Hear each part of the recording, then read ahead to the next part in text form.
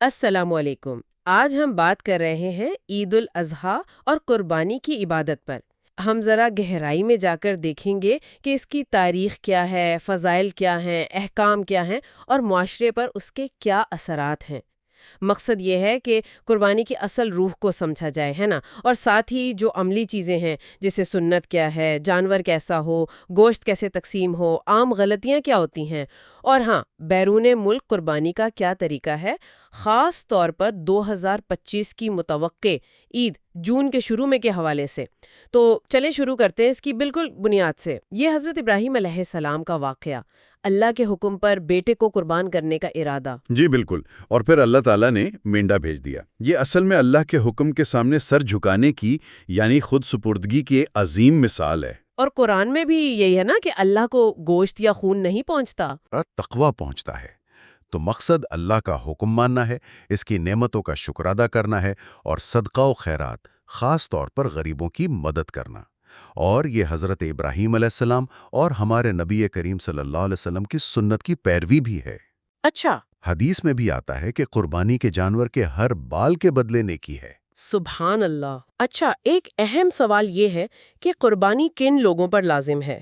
اس میں تھوڑا اختلاف بھی سننے میں آتا ہے۔ جی ہاں، فقہا کی آراء میں کچھ فرق ہے۔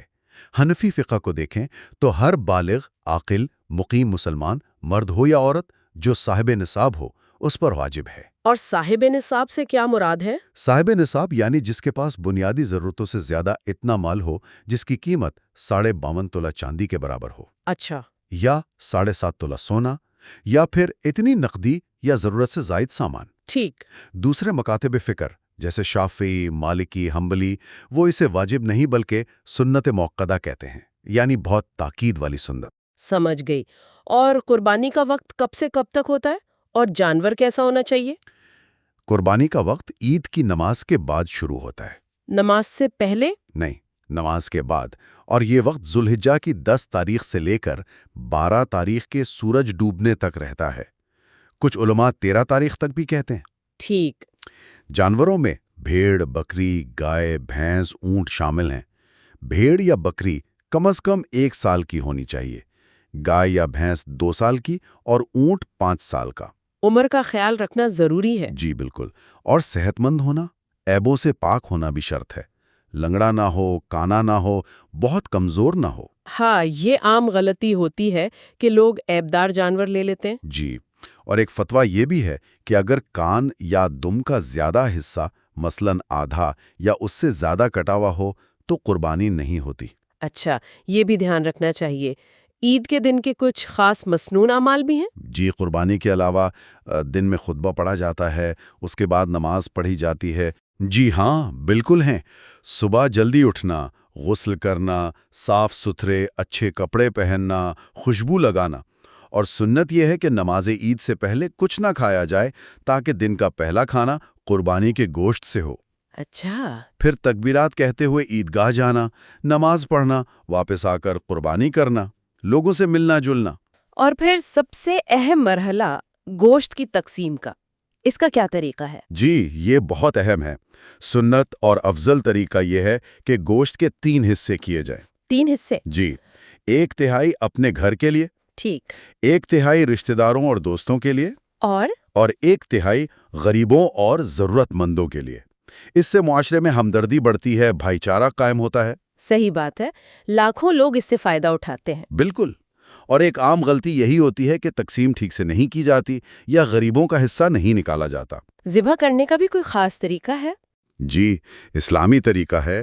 جانور کو قبلہ رخ لٹائیں، بسم اللہ، اللہ اکبر پڑھیں اور تیز چھری استعمال کریں تاکہ جانور کو کم سے کم تکلیف ہو۔ یہ بھی اہم ہے۔ اور جو لوگ خود قربانی نہیں کر سکتے، جیسے باہر کے ملکوں میں رہتے ہیں، ہاں، ان کے لیے یہ سہولت ہے کہ وہ کسی معتبر شخص یا فلاحی ادارے کے ذریعے اپنی قربانی کروا سکتے ہیں، جیسے الخدمت فاؤنڈیشن، مسلم ہینڈز وغیرہ۔ جی، اس طرح کے کئی ادارے ہیں جو یہ خدمت انجام دیتے ہیں، خاص طور پر غریب ممالک میں جہاں ضرورت زیادہ ہے۔ یہ اچھی بات ہے۔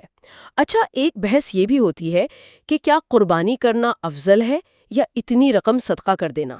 جی، یہ سوال بھی اٹھتا ہے، لیکن جمہور علماء کی رائے یہی ہے کہ قربانی کرنا ہی افضل ہے، کیونکہ یہ ایک الگ عبادت ہے، اللہ کا شعار ہے، یہ صرف صدقہ نہیں ہے۔ صحیح، تو خلاصہ یہ ہوا کہ قربانی اللہ کی اطاعت، حضرت ابراہیم کی یاد اور معاشرتی ہمدردی کا نام ہے۔ اس کے صحیح وقت، طریقے اور تقسیم کے اصولوں پر عمل کرنا بہت ضروری ہے۔ بالکل درست، آپ نے بہت اچھا خلاصہ کیا۔ اور ایک آخری بات جو میں کہنا چاہوں گا، جی ضرور۔ وہ یہ کہ قربانی صرف گوشت بانٹنا نہیں ہے۔ اصل چیز وہ جذبہ ہے، وہ تقویٰ ہے، وہ اللہ کے حکم پر سب کچھ قربان کرنے کا عزم ہے جو حضرت ابراہیم نے دکھایا۔ ہمیں یہ سوچنا ہے کہ اس جذبے کو ہم صرف عید کے دنوں تک نہیں بلکہ اپنی پوری زندگی میں کیسے زندہ رکھ سکتے ہیں۔ بہت خوبصورت نکتہ۔